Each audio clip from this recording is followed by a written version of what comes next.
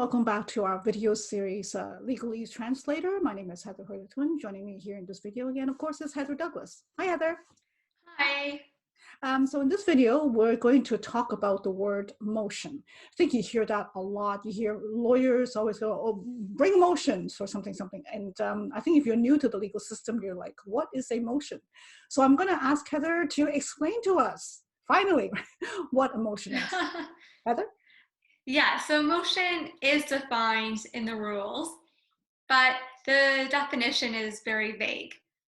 A motion is a step in the proceeding that you take to obtain a court order. A motion is made to the court using a notice of motion, Form 37A. Some motions are made to preserve rights. Others are to get a final judgment. Another very common motion that is brought is to obtain records from individuals that are not part of the lawsuit. They have nothing to do with it. They're not the plaintiff, they're not the defendant, but they have something that the parties want to see.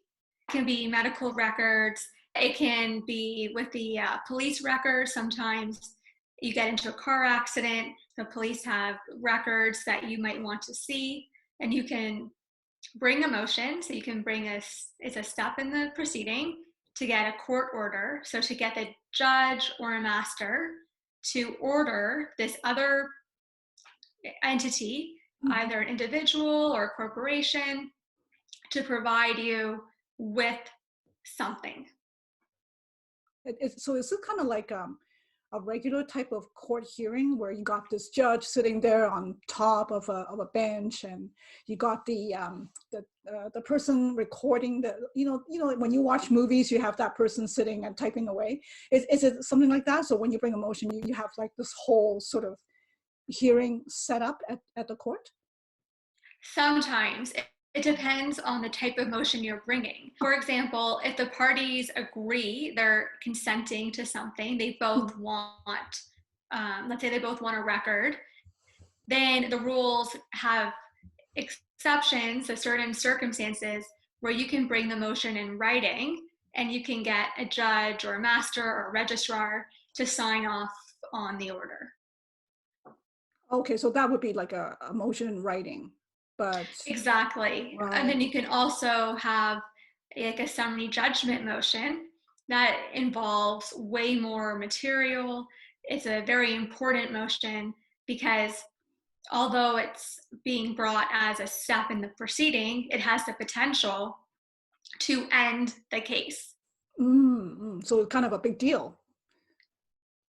Yeah, let's say you think that if the judge interprets this one question of law, one way or the other, it will decide the whole dispute.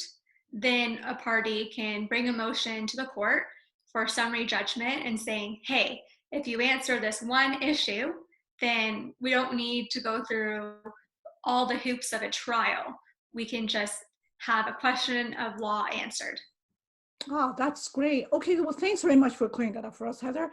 And what we're going to do is I'm going to have to ask you back in a few months down the road, because what we're going to do is we're going to create another series of videos that's going to be, I think, devoted to motions, because motion procedures are kind of complicated and involved on their own, aren't they?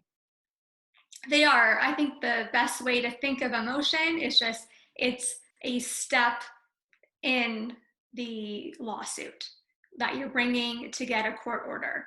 And if you keep that in mind, it helps with the context of the rules. Great. Thanks so much, Heather. And thank you very much for watching. And don't forget to subscribe. And hope to see you in the next video. Thank you. Bye-bye. Bye.